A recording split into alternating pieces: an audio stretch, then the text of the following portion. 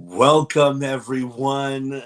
Thank you for joining us this evening on a fine day as we are leading up to our annual conference. It's the 10th conference. My name is Samuel Buissereth, and I am one of the marketing managers here at the National Alliance for the Advancement of Haitian Professionals. That's right, NAAHP. We are gearing up for our 10th annual conference, and we're excited. We're excited for a number of reasons. One, it's been a long time coming, and we get to see a lot of our friends and our colleagues and join together in a great atmosphere with one another, talking about things that are important to us and really zeroing in on our community. We thank you so much for all of you who normally join us, and for those of you who are brand new, welcome. We're excited to see you as well and can't wait for you to go ahead and join us at our convention. It's going to be in Atlanta this year. So we're excited. Atlanta, Georgia is special to a lot of us. And so we're excited for all of you who are going to make that journey down here, that quick trip down here. And that way you can join us and be able to have a great time, great conversation, and a great atmosphere. So welcome. Once again, we are here with our series where we ask a few of our partners and sponsors a few questions and join us in having a great time talking about things that are important to us and learning a lot about what they do. Nous-mêmes qui là pour première fois nous dire bienvenue et nous bien contents d'être nous là ensemble avec nous. Enjoy-nous, si vous pouvez aborder dans la chaîne, aborder et puis nous passons un bel moment ensemble. Well, today I have the esteemed privilege of having one of our partners here and in the community, and we're excited to learn more about not only what he does, but also what he represents, his brand, and all of the things that he's accomplished over the years. None other than Mr. Marcel Wa. We just want to say thank you so much for joining us today. And we would love to learn a few things about you. So please go ahead, say a little bit and introduce yourself to our audience today. Well, thank you very much, Samuel. Before I start, let me just say, Nap Gade, Nap Tande. I really like hearing the way you shorten NAAHP. It's certainly cooler, to just say Nap. And because it's a Creole word at the same time that you could use to convey other messages. So it's great to hear that. This is the very first time I'm hearing this. So thank you for that. Excellent. No, you're welcome. Yeah. Well, everyone, I'm Marcel Wa. I was born in Haiti. Let me make that clear because I get asked this question a lot, especially when I start speaking Creole. A lot of times, especially people in Haiti, they'll ask me, why do I speak Creole so well? Although I don't speak Creole that well. But I was born in Haiti. I left Haiti when I was 11. That was back in 75. So that tells you how old I am now. I currently live in California, in Cupertino, right smack in Silicon Valley. This is my third time returning to California. I have been working with the Haitian community, I should say, since '94. And that journey started because of my experience in the Air Force when I was assigned as an interpreter at Guantanamo Bay, Cuba, when the Haitian refugees were fleeing persecution and they were gathering up people fleeing on these boats, and they had camps set up in Guantanamo. And there I had an opportunity to meet a lot of Haitian Americans that were in the various branches of the military, of the US military. So it was really an eye-opener because I didn't realize there were so many of us serving in the US military. So during that period, actually, it was year 1991 that I started asking myself, who am I as a Haitian? The identity, I guess I was going through an identity crisis, since I came to the US in '75 and entering a classroom composed of Haitian students in New York at Jackie Robinson Junior High School. So I didn't really escape Haiti right away because I was, pretty much dropped into this class, learning Haitian history all over again. All the classes were in French. So it was an interesting experience. And then I got into a Boy Scout troop that was all Haitian. I was connected with the community just to that extent. And then my earlier friends were all Haitians. Until I left New York and joined the Air Force. And then I got disconnected from the Haitian community altogether for a long period of time. And I didn't get an opportunity to ask myself about my identity much, until Guantanamo, until that experience. And the reason why is because a lot of the young military members, mostly the Caucasians, who not very familiar with diverse populations, the way they were speaking about Haitians, the way they were trying to treat Haitians, felt as if they were speaking directly to me. I should say at me, I guess.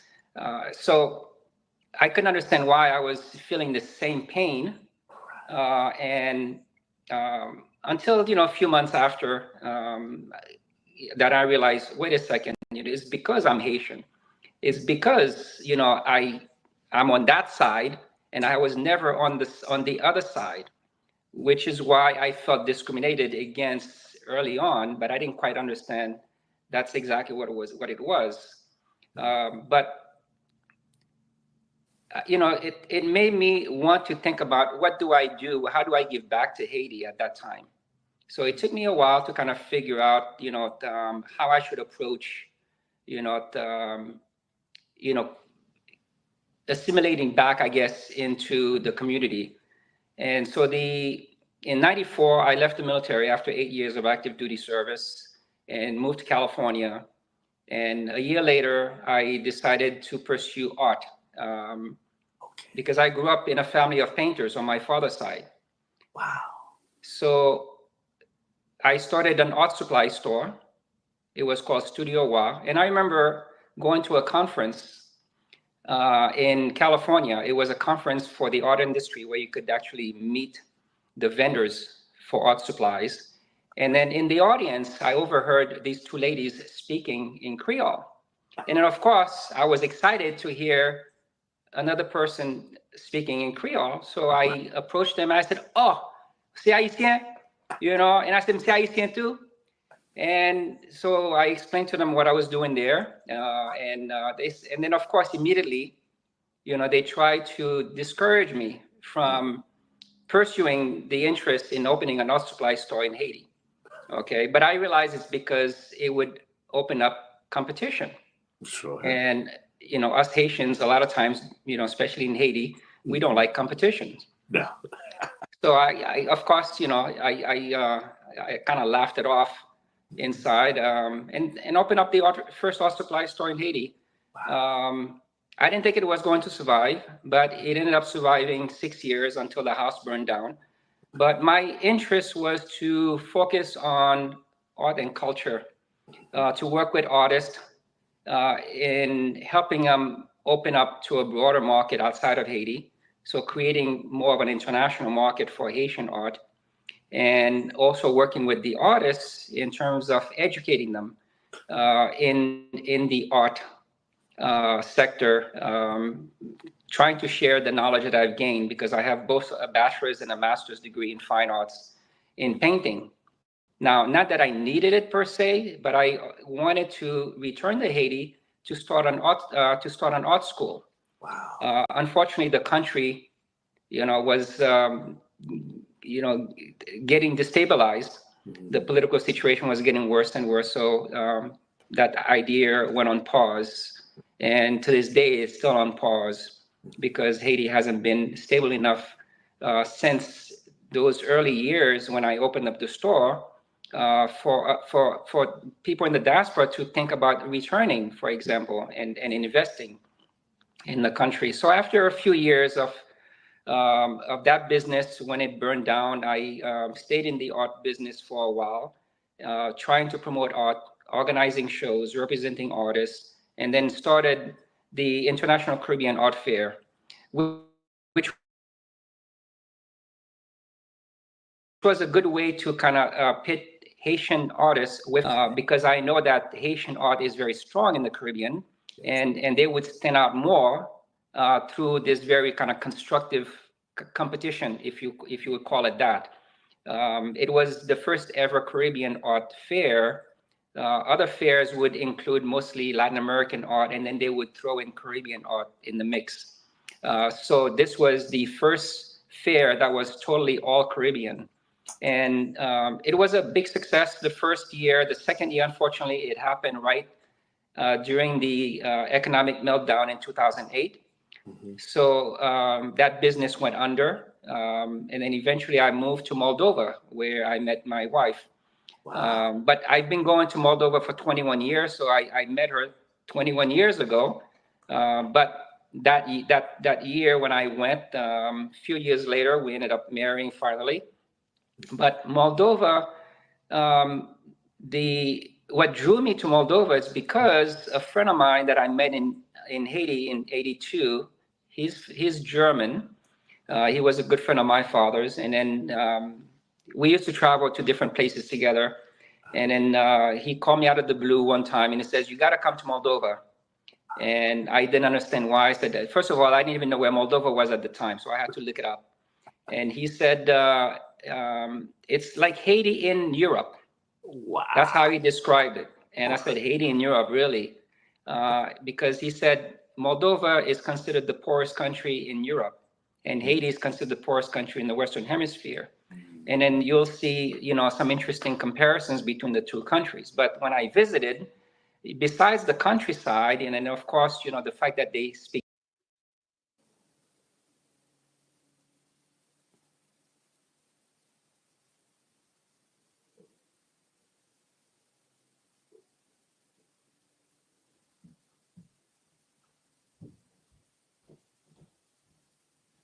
Haiti is definitely, nowhere near where Moldova is today. And it's interesting because the Moldovan diaspora is a little bit better organized than we are in the Haitian community. Mm-hmm. So since '94, meeting Haitians in this community, it was a very small community. The very first thing I wanted to know is that, well, how do we connect all of us? Because I've known Haitians in New York, mm-hmm. in Florida, in the DC area, in Atlanta, mm-hmm. in Connecticut, New Jersey, in Canada, even in Europe, and from '94 up until today, it was always about how do we connect each other, with each other all around the world. Mm-hmm. And of course, you have tools like Facebook and you have LinkedIn, but it's not quite the same, right? Because how do you, to try to find where everybody is, and then also to kind of share things between ourselves, it's not easy. No. So the idea came to mind, but I was not in the technology sector at the time. Mm-hmm. So I didn't even think about social networking back then. And this was way before Facebook, right?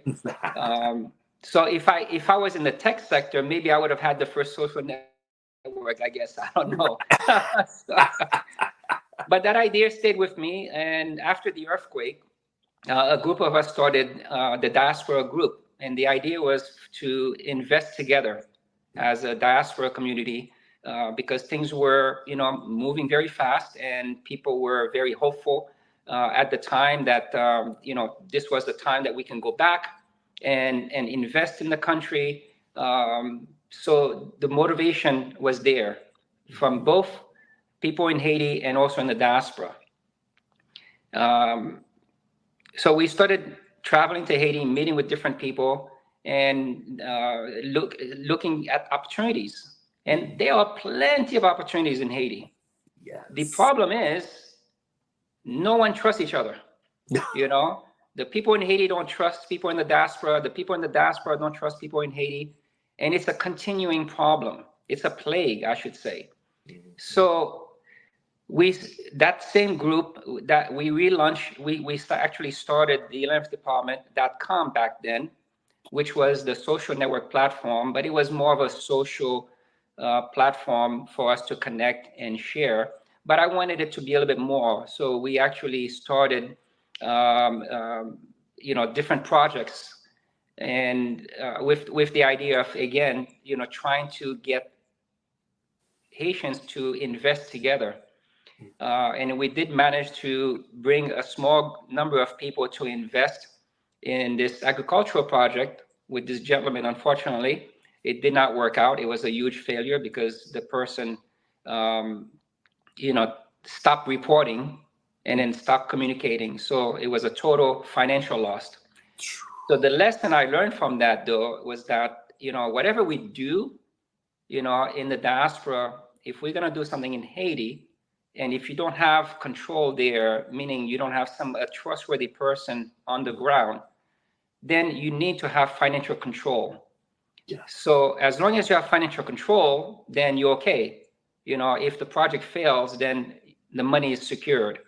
If there's delays, then again, the money is secured. If the person leaves, you're fine. And then the investors are protected. Now, we know that there isn't really a justice system that, you can file lawsuits at, for example, if something happens, you're totally on your own. And the reason why we fail a lot of time is because we do things with so few people, right? It's usually a handful of people who says, what, hey, let's come together. And those are usually close friends or family members. Mm-hmm. But, we do things without really, without force, without enough influence. And so the little investments that we take the risk on our own without really understanding the landscape. A lot of these people who invest, who want to do things, for example, they haven't been in Haiti for a number of years. Some of them haven't been there for 10, 20, 30 years. But we speak as if we really understand Haiti. We don't, and that's the first realization, is that we don't really understand Haiti. I mean, I myself have been, communicating with Haitians on both sides of the water. Right. And I can't really say for certainty that I understand Haiti. Even though I was born there, but things have changed so much. Yes. The culture has changed so much also. The mentality of people have changed. So it's really, and then of course now with technology, with so much information, how do you weigh the facts, right? What's facts or what's fiction. Right. So that's the other issue that we have, is that we don't know who to trust in terms of information. So we usually rely on friends that we have in the country or family members that still live there. But then even then, some of that information may be biased still, right? Because it could be one side of the story. Yeah. So we kind of have to just open up our ears, to listen, and not just feel that we're in a position that we know better, for example, just because we are educated here, just because we have experience working with big companies here, because once you land on the ground, it's kind of like, you're in the military, you have all this training, and you go to an unknown territory, and you think that, you already know, because once you set foot on the ground, you have to adapt very quickly. Things can change rapidly, and a lot of the training will help you, but there are a lot of things you're going to be learning while you're there. And it's a continuing learning process. So we kind of have to enter with that mindset, when we want to do something with Haiti, that we don't know it all. We know a lot, but there are things that we don't know, and we could learn from the person that has no education, for example. So I think that's the good start for us. So with the 11th department, I shut it down after a few years because it wasn't growing. It became stagnant. Okay. And people were not really using it. So eventually last year, we relaunched it as 11thdepartment.org. Okay. So it's a nonprofit entity right now that's registered in California, in Cupertino. And it still has the same kind of aim, is to really connect Haitians all around the world. But we have a different approach this time. The approach is that once you join, you could choose to participate actively or passively. But we rather members who are active, because the idea is for us to leverage our collective experiences and knowledge Right. and have people focus in areas that they're most skilled in, or that they're trained in. So for example, if you're a lawyer, then join the law and justice sector, for example. If I'm an artist, I'm going to join the art and culture sector, for example, where I could be most useful. Since now I am in technology for some time, I could join the technology sector.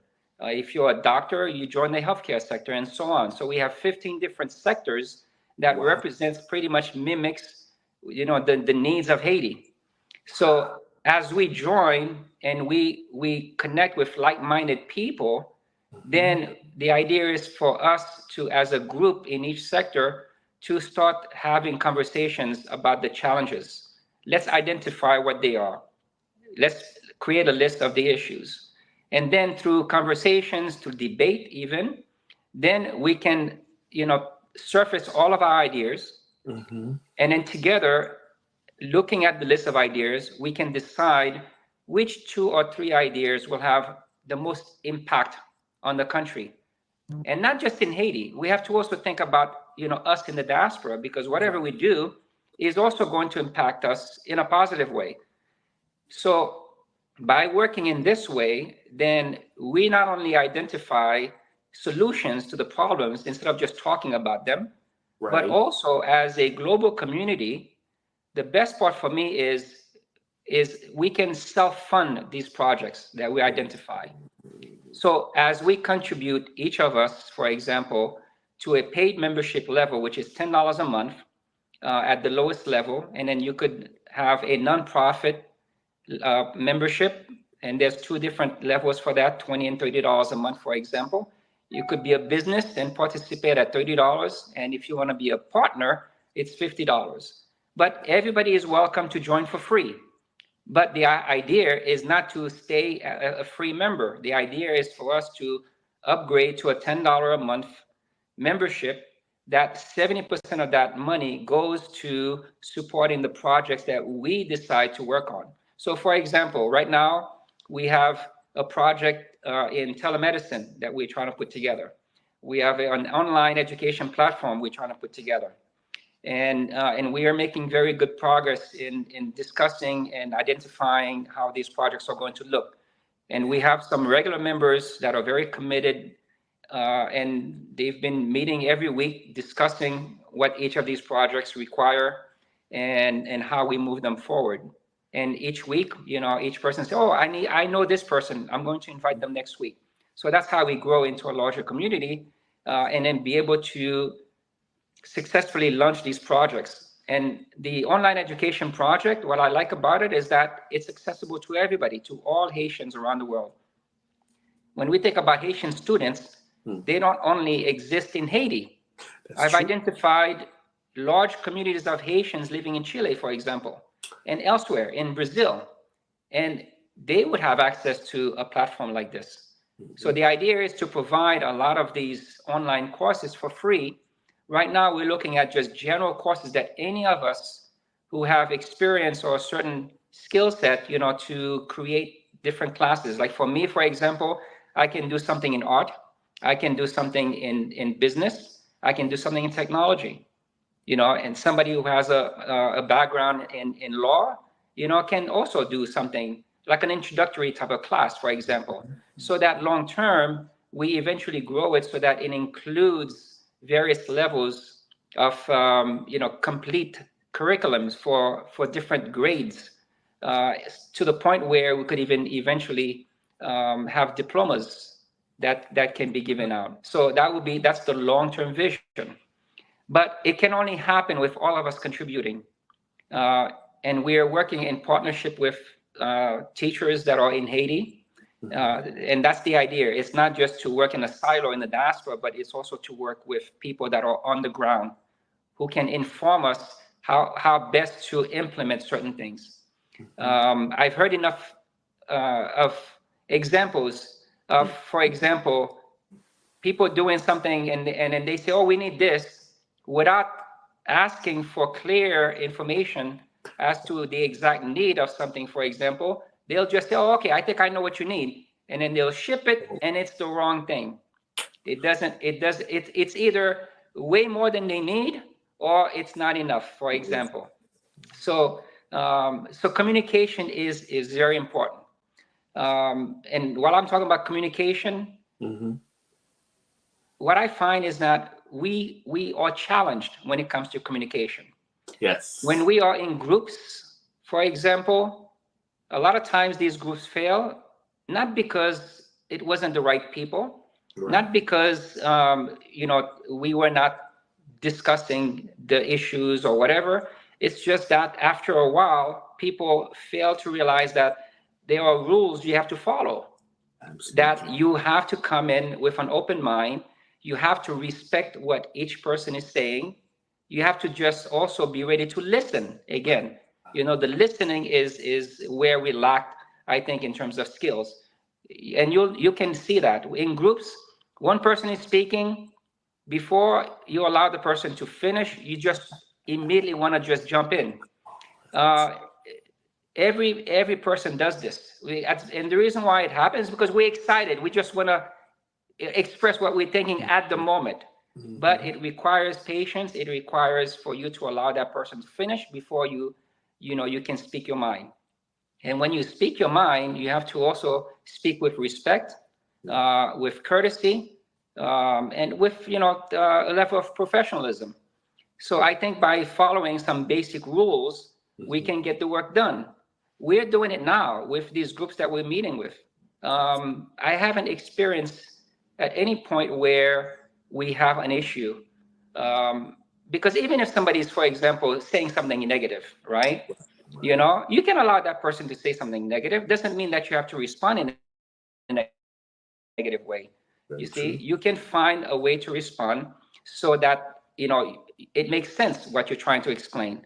Because if it's something you feel that the person doesn't quite understand or maybe lacks certain information, then you can take that time and opportunity to educate that person, for example, without making the person feel bad, or defensive. Because if the person feels defensive, forget it. That person is going to shut down. It's not going to open up to you. Nope. So the 11th department, is there because a few people have pushed me to continue it, because I almost shut it down, literally about 2 months ago, because I didn't think there was enough interest. And I didn't want to waste my time again, because I've been working with different communities since 1994. Right. And I'm at a point in my life right now where I just launched a new venture called Lux Air, which is a transportation service providing company. And since it's a brand new venture, I was 100% focused until the 11th department. So, but I see now some movement. I think it's because of the strategy that we're employing right now, where we're trying to work with people also in Haiti directly. Okay. And we're trying to connect organizations, for example, like Haiti National Trust, who does environmental work. I mean, if you go to their website, you'll be amazed at what people are doing with very, very, very low, small resources, in terms of money, in terms of personnel, trying to protect the richness of our country. So, for example, Haiti National Trust have identified certain frog species that only exist in Haiti. Now, how many of us know this, right? Probably very few, and not too many. But they're doing amazing work. We have a group of women that we're working with right now called AFACOV. It's a very diverse group, though. It's not just women, but they're throughout all 10 departments in Haiti, and they're working against violence, but they're also working with the youths of Haiti. So we're working with these organizations to help identify, for example, what they need, because we know that sometimes, they are doing work, but then they don't really have necessarily the right tools, for example. And nowadays, you can't do much without technology, right? So one of the ways we're trying to help them is leverage technology. By using technology, then you could get your word out to a broader audience, and you could achieve more with less time, for example, which is kind of like what you explained to me in terms of this particular platform that you're using for the streaming, because it does a lot of the editing for you, so you don't have to do the manual work yourself. So the time that you save, which means that you can do more, you can accomplish more. So let me stop here for now because I think you might have some questions for me. No, this is fantastic. Thank you, Marcel. We're learning a lot because part of these discussions is to learn the journey and what that consists of, and what has allowed you to be able to have the atmosphere and the know-how of what you are doing today. So thank you for that. I feel like if we could write in history all of the things that transpired between Haiti and the diaspora in 1994, this book would have many chapters because of all the things that were going on at the time. So I would like for you to take us back to that moment where you decided that having a Caribbean-focused art fair would be important for us to have, and all of the know-how and what you had want to accomplish, and all of the emotions behind that when creating it for the first time. Yes, well, after working to promote Haitian art for a very long time, and having different exhibits, I realized that as I meet other artists from the Caribbean, like Dominican Republic, Jamaica, Barbados, Bahamas, and elsewhere, for example, I started realizing that the issues that Haitian artists have are the same issues that they are experiencing. And since I was in the art business, I realized that just like everything else, there are different categories of art. So you hear about American art, you hear about European art, you hear about African art, and you hear about Latin American art, but you don't hear about Caribbean art. And that's because in the art world, it's always grouped with Latin American art. But if you look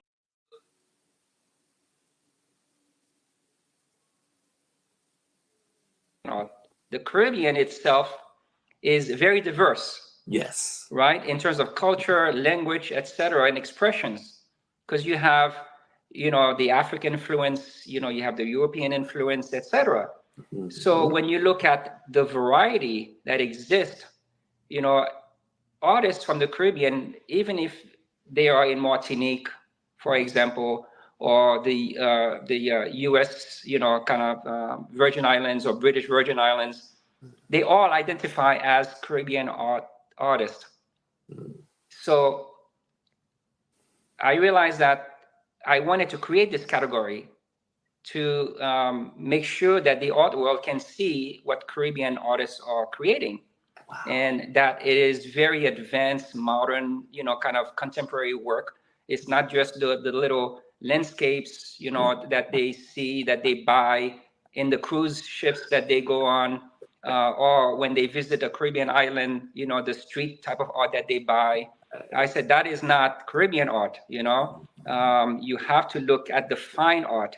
And unfortunately, what I realized is that also there aren't enough galleries in the Caribbean, enough fine art galleries, because most of the galleries, they'll bunch, for example, kind of regular, kind of commercial, what we call commercial art, what you buy in the street, right, for a few dollars or a few $100s, with fine art. Fine art is, you go to one of those galleries in Chelsea, New York, or you go to Los Angeles, you go to different big cities, and the galleries where you enter, there are no prices for pretty much, for example, on the wall. And when you ask, you don't even ask how much the art is, right? Because you go into these galleries because you can afford it. Absolutely. And a lot of these arts are selling in the tens of thousands of dollars.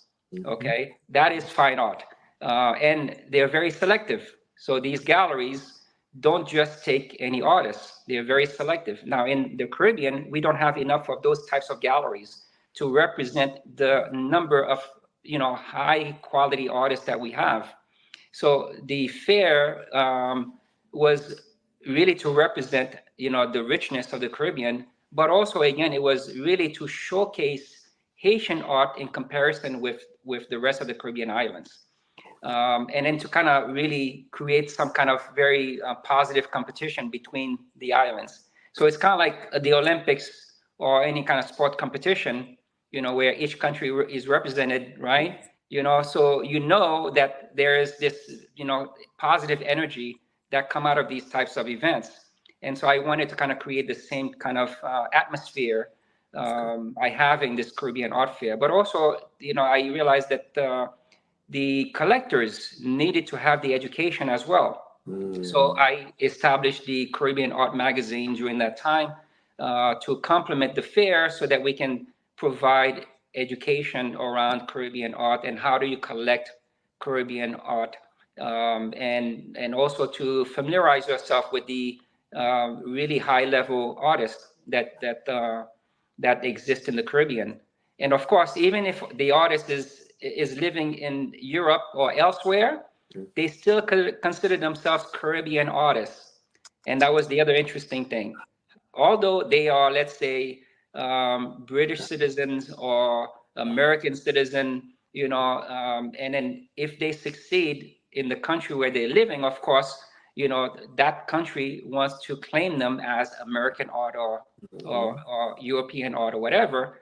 But in their eyes, they're still Caribbean artists. So that was that was the fun part of being in that business, because you get to meet a lot of people, you get to educate them about Caribbean art, and then with Haitian art, we were elevating it to another level. Unfortunately, that work ceased, but I tried to bring it back after 2008. It was impossible because of the economy, and so I went into technology. So now what I'm trying to do is merge the two, art and technology, so that there could be an online platform that represents the art world, but not just Caribbean art, but Caribbean art would be a category that exists there. And then, that way people will see that, hey, oh yeah, there's great Caribbean artists. And then we try to represent the best of the best. Wow. No, thank you for that. That's really refreshing to hear, because part of what a lot of us go through as Haitians is the noise that when we're trying to create something that has never been done before and going against the grain, we do receive a lot of backlash and discouragement. So to hear you push through is fantastic. And then pivot, because that's also business too. When you see an opportunity for you to leverage your experience, to leverage the savviness, and then your talent as an artist. Now you are in technology. What do you see mainly repeating itself when you are launching not only the 11th department, but also your new venture in travel? What do you see there that kind of relates to your background as an artist? Sure. Well, I'm using art, technology, and tourism to launch this other project called TIMO, which is the acronym for This Is My Life. It's an idea that me and my wife were working on while I was living in Moldova. I lived in Moldova for 5 years. Okay. And which is how I ended up staying in Moldova, because when I went, it was just to kind of reevaluate what I was doing in the art industry. And while I was there, since at the time she was helping me with the fair in terms of organizing, in terms of promoting it, etc. So she was very familiar with art and Caribbean art, and then also event organizing. So while I was in Moldova, we started talking about, gosh, I really wish we had the technology to do this and that. I really wish that, we had a platform that could do this and that, etc. And that's how we came up with the idea for TIMO, because originally we looked at Facebook, we looked at LinkedIn, we looked at all the social networks, and then we asked ourselves, what is missing between all of them? And we realized that Facebook, does one thing, LinkedIn does another thing. So we were creating TIMO, and with a focus on professional events and developing event planning tools to help people plan events a lot easier than they do currently. But it didn't take off yet back then, because the tech team that we were working with in Moldova ended up quitting after 4 months, because they thought, once they start working on a prototype, that it would take off, very quickly. But even though I warned them before, I said, listen, this could take 5 years. But Moldova wasn't ready in terms of its entrepreneurial culture. They didn't really have a culture of entrepreneurship back then. This is 2013. Now they do. Now they are really, really advanced. They are new startups practically, showing up every day. And they're raising money. They're raising big money, some of them millions of dollars. Okay, this is Moldova. That was compared to Haiti. Okay, except that we're nowhere near that. Moldova is also very, very connected technologically. I mean, their internet connectivity is incredible. They're probably the top 10 fastest countries in terms of internet connectivity. So if you're trying to look for a place to work remotely for a few months, it's a great place to be. Moldovans are great people. They're a little bit timid, unlike Haitians, right? We're very outgoing. Yes. But it's a great place to work, and it's very safe. That was the incredible experience that I've had, that I never worried about my safety while living there. And it's like this to this day, which is great. But the Timor project, it didn't die out. It just kind of kept growing, actually, the idea, because now we are beyond just focusing on professional events. It's going to be, I guess, what you might call a social network, 2.0. I don't know. I'm still trying to figure out what would be the elevator pitch, try to keep it to a 1-minute explanation of what it is. But it's going to be, it's organized based on people's interest, first and foremost based on your industry that you're in. But then it will have other areas of interest, because when you look at an individual, for example, their interests, you have a career path, for example, let's say you're a lawyer or a doctor or whatever. So you want to probably connect with people in the industry that you're in. And you continue to grow in that industry. But then we have other interests, that are secondary, right? For example, so like me, I'm in tech now, but I have an interest in art. I have an interest in something else. So I would like to kind of follow those industries. And so it's a way for you to stay connected with your interest. But at the same time, it's quality over quantity. So we want to make sure that a lot of the information that is on the site is kind of curated to some degree, because we want to inspire people, to do good in the world, not where people are going to just voice their disagreements or their gripes, etc. That's not the kind of platform it's going to be. It's really to just get people to be inspired and motivated to, take charge of something. You see something wrong, what can I do? To start thinking in that way. So that's what I'm working on.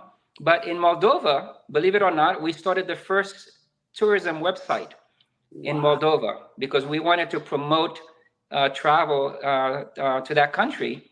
And we created, actually, Google Maps. So we kind of created a map similar, even before Google Maps existed. It was a transportation map. So you could actually, because Moldova, in terms of transportation, is kind of like Haiti, where you have the tops, and you have taxi, and you have different types of, transportation services that you don't know where things go, right? You take a top, you don't know, okay, which way is this top going? So I remember when I opened up the store, my father would point either this way or something. He would do some gestures. And then I'm wondering, okay, what is this? What are you doing? So he was explaining to me, the drivers, if they see you signal a certain way, they know which direction you want to go, and they'll either stop or not stop, right? So it was the same thing in Moldova, that if you didn't know the buses, to take, you basically would have to ask someone. So that's when I said, well, why don't we create, a map system where, people can look on the map and then see the direction of the bus, and then that way they can get on the right bus each and every single time. So we wanted to do that for a while, and then we started renting apartments that were empty, because in Moldova there were a lot of empty apartments, because former Soviet Union, so everybody was giving an apartment for free. Okay, so if you have a family, you get an apartment. So after the fall of the Soviet Union, years later, a lot of people left Moldova, so they have these apartments that are still there. And we thought, well, hey, since we are trying to create destinations, why don't we talk with the property owners and then rent? That was before Airbnb. So if I knew that's what we were doing, I would have probably created Airbnb, right? So we started renting these apartments to visitors, and most of the visitors were coming from Ukraine or Russia at the time, business travelers, not so much tourists, per se. And that was the thing that was working for us, but it wasn't big enough, to keep my wife interested. So eventually I couldn't do it myself. So we kind of put a pause on that. So between the art and then the tourism and then technology, I'm merging all of these experiences into TIMO. Now, the 11th department, I'm finding, is actually a great experiment in some ways, because the way the 11th department is structured, when you register, you can join the sector that you want, and each sector is basically a different community. So when you join a sector, you're going to be connecting with people who are interested in that sector, and then you can start that conversation, and then discuss various things that you want, to improve things for that sector. We have regions, so that us in the US, for example, when we join and we go to the USA region, now we can connect with Haitians that are living in the US. Versus if you go to the Canada region, you can connect with Haitians that are living in Canada, and so on. So we have 8 regions to represent geographically where we are. And then we have Haiti with the 10 departments for people in Haiti. Right. So we have basically those 18 regions. We have about 15 sectors. So think of it as 18 plus 15, that's that many communities that we have. So TIMO is going to be like this in some ways. So when you look at the 11th department, in terms of the way things kind of veer off to different communities, that's what TIMO is going to be, for the different industries, the different interests that we have, etc. But with the 11th department, what's also very exciting is the idea of the ecosystems, which is for organizations who really want to use the technology tools that we have, and bring their community on the platform, so that they can also share things among themselves, organize their events, because we have event tools there, so they can. So instead of using Eventbrite, for example, you can sell your tickets through there. And so there are many things you can do, because you have full control of a social network platform for your organization. But at the same time, you can connect with everybody else that's in the global community. So not only are you able to do what you need to do for your organization, now it's kind of like, since you're in marketing, you'll understand this, because now you don't have to spend a lot of money, a lot of effort marketing what you do, because while you're there, you become what we do for you as an ecosystem is an extension of your marketing. So we dare to promote the ecosystems. We dare to try to promote what the activities that you want to share with the global community, and so forth. So of course, it only works if you use it, right? If you don't use it, it's just there, with no information, no activity whatsoever.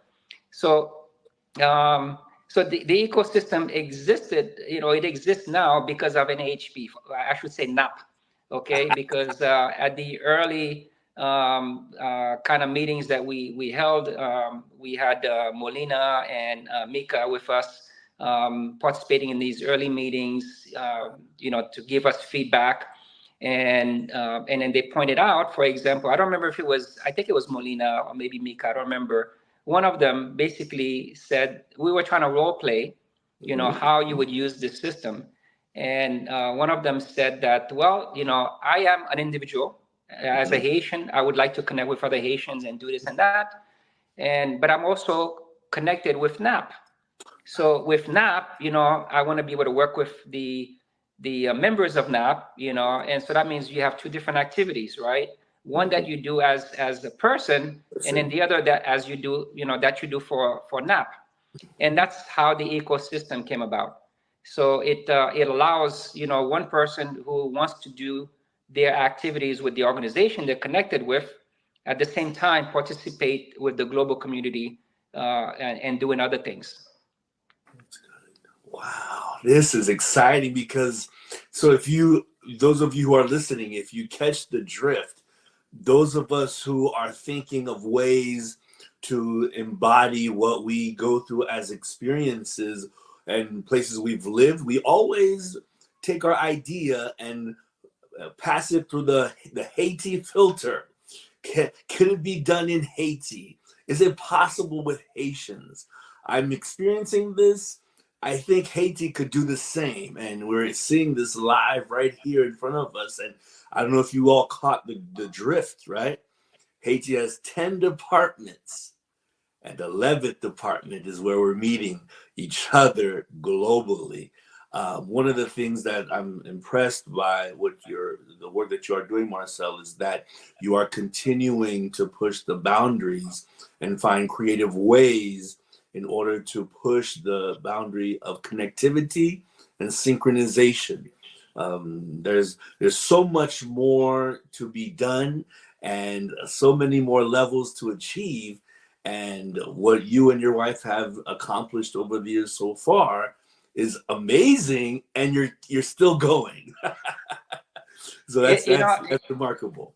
Yeah, and it takes a whole community. I have a dear friend, Edison Andre, who's my co-founder, and he's the one, he's one of the individuals that I've been talking about this since '94, because he's also a retired Air Force Master Sergeant, and he served 26 years in the Air Force. He was also in Haiti when Clinton sent troops there. So he has a lot of ideas and experience to share. But he believed in this idea also. So it's great to have him, with us. And then we just added Rosella Pierre-Louis, who is another great addition to the team. So it's just the three of us right now. Although, with the work that I do on the platform, I have to use some developers sometimes, and so there's cost maintenance to the platform, which, eventually, hopefully, that contribution that I mentioned to you by each member, that 30% goes towards supporting the organization and the platform, because as the community grows, the needs of the platform are gonna grow, right? It's gonna get costlier. It's not just one server. You're gonna need 2 servers and then 10 servers and so on. Depending on how much we're doing, how big the community is, and so forth. So that's an exciting thing to think. And I'm really glad that you explained the 10 departments of Haiti, and then the 11th department is us. Okay. Yes. That's what that is. And a lot of people don't like the name 11th department, but it's really just a name, and it's also to represent us in the to differentiate the 10 departments from the 11th. And unfortunately, we had Francois Guillaume, who was the Minister of the Haitian diaspora under Marcel, the 11th department.com at the time. We were just starting to talk about partnering, because I thought if the Ministry of the Haitian diaspora were to basically take this as a project of theirs, then we could really grow it very fast, because they would have a vested interest in the data, for example, right? But as a partnership, and to keep things secure and private, we would give them access to certain data, not all data, right? Because we live here in the U.S., we're registered here in the U.S., so we have to follow U.S. laws. So while they can, for example, know how many Haitians are living in each state or in each part of the world, and what are their specialties, education level, etc. But we wouldn't be giving emails or phone numbers or addresses, things of that sort, for example. So We don't even ask people to share their addresses, or phone numbers. That's up to them if they want to do that. But they can keep these things private from their profile as well. So yeah, so I really invite all of us to really join and join us in the conversation. Now, Samuel, I don't know, how many times do you hear Haitians say we need to organize? At least 10 times a day. Okay, and I hear this from Haitians all over. Okay, Right. and I'm in different meetings all the time where they saying the same thing, but then I don't hear a solution. Bingo. Now, when I present the 11th department, you would think that people would just jump on board. It doesn't happen quite that fast. No, not at all. The decision, we've had to take, unfortunately, is that, well, listen, we can't be waiting, right? If you wait forever. It's just like when you're starting a new business, okay? You come up with a plan, but then that plan is only tested once you launch. Exactly. Because the market is going to dictate, how fast you grow, if you grow at all, okay? Or what changes you have to make, because you may have to pivot very quickly, or after 6 months, or after a year. So it's the same with us. When we started, we were trying to reach out to different organizations, talk to people, and do demonstrations. I spent a lot of time doing that, and it wasn't driving the traffic. Although people say, "Wow, this is great. This is exactly what we need," but again, people don't necessarily move at the speed that you're moving. So what we decided to do is, let's just start something. Okay. We have 10 people. Let's just start with the 10 people. If we add another one, great. As we keep adding, then we can grow this way. But we got a online education platform and the telemedicine, because I remember this young doctor, Emmanuel Samdi, that I met 5 years ago or so in Haiti, and we started talking about this particular idea back then. But things got sour in Haiti, very chaotic, so we were unable to continue. And he's based in Jérémie.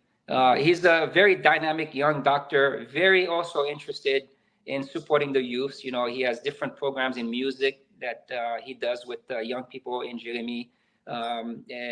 So he's really incredible. And he's the one who's working with us to put the telemedicine project in place. With the online education, we have some amazing people that meet us every week. So we meet right now every Wednesday for education at 8 p.m. Eastern time. And on Thursdays, we meet for healthcare and nutrition, also at 8 p.m. On Tuesdays, we meet for agriculture at 8 p.m. But the agriculture group is very small. But if you really want to learn more about agriculture, there's also NAAHP Bon, which is an ecosystem on the 11th department, which is led by Eddie Lyons. Yeah. And he has a growing project in agriculture in the north part of the country. And you could certainly learn a lot about what he's doing. He shared the way that diaspora can invest in the agricultural sector if they're interested in doing that. So you see, this is why the ecosystem is so important, because now we could identify what each group is doing and what they're working on and share it across the board, effortless. So you don't have to do too much work, to try to get other people interested or other people to know about what you're doing. And when you're on the 11th department, who are you meeting? Haitians and friends of Haiti, people who really want to do something positive for the country and for the communities where we live. Oh, that's good. Oh, thank you so much for breaking that down, because I feel like it's important for the community to know exactly what's available, what's at their fingertips, and the framework that is there for them to be able to capitalize off of this knowledge. Can you imagine if we all show up and say, wow, this is adding value to what I'm trying to accomplish in Haiti. This is adding value to me as a Haitian. And I'm also connecting and networking with fellow Haitians across the globe. And I love what you said about Friends of Haiti as well, because we need them too.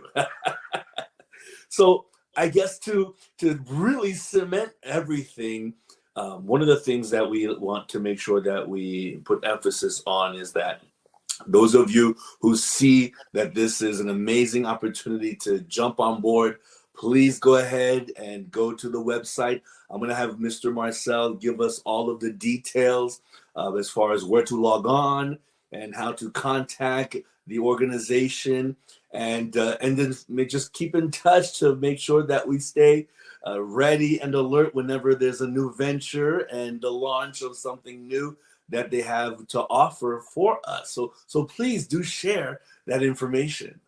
Sure. It's 11thdepartment.org. So it's 11th, and then department, you spell it out, department.org. And we actually have different domains. So in case you just type 11 department without the th, you can also get to the main platform. If you just type 11dept.org, you can also get to it, I believe. And there's a few more that we registered, even if you spell out 11 department. Love it. Love it. That's good. That's good. We appreciate you all as a community sponsor for our conference this year. We thank you so much for the unwavering support that you bring and the value that you bring. We just want to say thank you. Mr. Marcel, are there any last words that you'd like to share with the audience as we wrap up? Well, I guess I'm excited, and I'm looking forward to meeting everybody at the conference. It's been a few years since I haven't been to one of them because I was living outside the country for a while, and I'm really excited about the partnership with NAAHP. I think we have a lot of great things we can do together, and I'm really happy that NAAHP understands thing that we really need to get more people to believe in that, in partnerships, in collaboration, we could really live our motto, l'union fait la force. Without that, we were not going to get to where we need to be. And currently, in the crisis that we are living in, I should say the Haitian people in Haiti are living, because we're out here very comfortable still, we are safe, etc. But the crisis that the people are living day to day, if we don't pull ourselves together, we're not going to find the solution that we're looking for. And it's not going to come from the international community. It's going to come from Haitians coming together, because we have to basically reinvent Haiti from the ground up. We can't continue things, as they were. We have to basically look at every system and then break it down and then rebuild. So I just hope that, at the conference, all of us can be thinking in that way, that we leave with something that we can do. Not another conference where we come, we network, we talk, we hear beautiful words, but we actually take some kind of action. And that action could be, if you're not a member of NAAHP, become a member of NAAHP. I should say NAAHP, because I like NAAHP better. NAAHP. And if you're not registered on the 11th department, join the 11th department. Yes. If you are an organization, you want to leverage the technology and the communities all over the world, then become an ecosystem. Simple as that. Oh, that's awesome. Very well placed and put. You spoke well about that, and that's exactly what we need to hear to be able to motivate us and get things done and have a future to look forward to in Haiti and the diaspora across the globe. So thank you, Mr. Marcel. We appreciate all that you have contributed over the years, the innovation that you keep bringing to the table. You keep elevating us as Haitians globally. So we thank you and your wife for being able to do. And we want to say thank you to the 11th Department for spending time with us and learning more about what they do. and what they offer to the audience. So we thank you so much for that. And we want to remind everyone that we have our 10th annual conference here in Atlanta, Georgia on November 7th, 8th, and 9th. Go ahead and register, confirm your booking, take care of transportation and lodging. It's going to be a great time with one another. You'll be able to network and stay in touch and learn more about all things Haiti, not only here in the United States of America, but also in Haiti, where Lakai c'est Lakai. So thank you so much. We're signing off. Inapta nuna nap. Thank you.